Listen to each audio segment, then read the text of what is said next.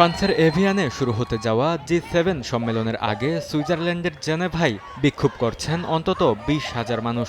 No জি7 জোটের ব্যানারে আয়োজিত কর্মসূচিতে ৬০টিরও বেশি সংগঠন অংশ নেয়। ফিলিস্তিনি অধিকারকর্মী, নারীবাদী গোষ্ঠী এবং পরিবেশবাদী সংগঠনগুলোর দাবি, জি7-এর নীতি বিশ্বজুড়ে বৈষম্য ও অস্থিতিশীলতা বাড়াচ্ছে। শুরুতে কর্মসূচি শান্তিপূর্ণ থাকলেও এক পর্যায়ে পরিস্থিতি সহিংস রূপ নেয়। পুলিশের সঙ্গে সংঘর্ষে জড়িয়ে পড়েন বিক্ষোভকারীরা। জাতিসংঘের কার্যালয়ের আশেপাশে জড়ো হওয়া আন্দোলনকারীরা পুলিশকে লক্ষ্য করে বোতল, পাথর ও আতশবাজি নিক্ষেপ করলে পরিস্থিতি আরও উত্তপ্ত হয়ে ওঠে। জবাবে পুলিশ টিয়ার গ্যাস ও জলকামান ব্যবহার করে বিক্ষুব্ধ জনতাকে ছত্রভঙ্গ করার চেষ্টা করেন। প্রত্যক্ষদর্শীরা জানান, কিছু বিক্ষোভকারী জাতিসংঘের টেলিযোগাযোগ ভবনের কার্যালয় লক্ষ্য করে হামলা চালায়। পরে কয়েকটি দোকান ও ব্যাংকের জানালার কাঁচ ভাঙচুর করা হয়। আগুন দেয়া হয় একটি টেসলা গাড়িতেও। সহিংসতা ছড়িয়ে পড়ায় শহরের বিভিন্ন এলাকায় মোতায়েন করা হয় অতিরিক্ত নিরাপত্তা বাহিনী।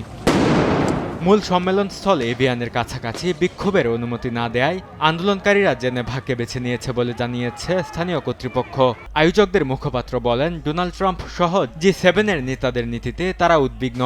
এসব দেশের রাজনৈতিক সিদ্ধান্ত বিশ্বজুড়ে যুদ্ধ, জলবায়ু সংকট এবং মানবিক বিপর্যয়কে আরও গভীর করছে।